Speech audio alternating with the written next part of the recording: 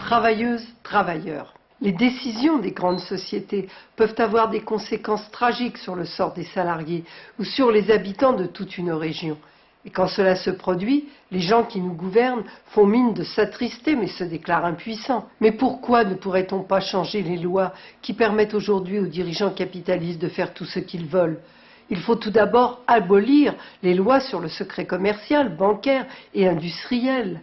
En effet, il n'y a de véritables secrets que pour la population, mais pas d'une grande société à une autre, car il leur suffit de débaucher un PDG, voire un cadre technique supérieur, pour tout connaître sur un concurrent. Pourtant, ce sont les consommateurs, les travailleurs, qui devraient tout savoir, par exemple sur la composition détaillée des produits parfois toxiques qu'on leur fait acheter, ou pire, utiliser au travail. L'abrogation du secret industriel et commercial est une des premières mesures à prendre pour permettre le contrôle des travailleurs de l'entreprise sur sa comptabilité détaillée au jour le jour. Qu'achète-t-elle? À qui? Et à quel prix? Quels sont les placements financiers éventuels? Quels sont les prétendus investissements qui ne sont que de simples rachats d'entreprises et ne créent aucun emploi? Il faut aussi avoir accès aux projets à court et à long terme de l'entreprise, dont les travailleurs ignorent généralement tout.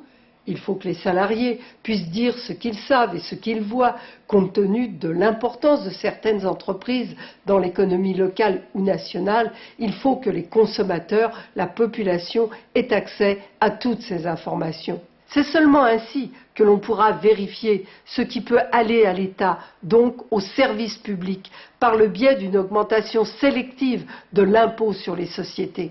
Ce n'est qu'en rendant ainsi les entreprises transparentes en permanence pour la population qu'on permettra aux travailleurs, aux consommateurs de contrôler réellement les bénéfices et les profits et de s'opposer au mauvais coup de ceux qui possèdent et dominent l'économie.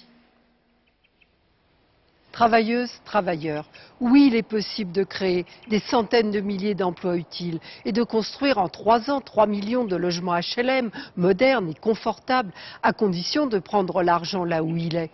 Créer dans les services publics, par exemple, dans l'enseignement, les hôpitaux, la poste, les transports en commun, 750 000 emplois utiles à la collectivité, cela coûterait à peine plus de 30 milliards d'euros chaque année, moins de la moitié de ce que les entreprises ont reçu de subventions de l'État en 2005.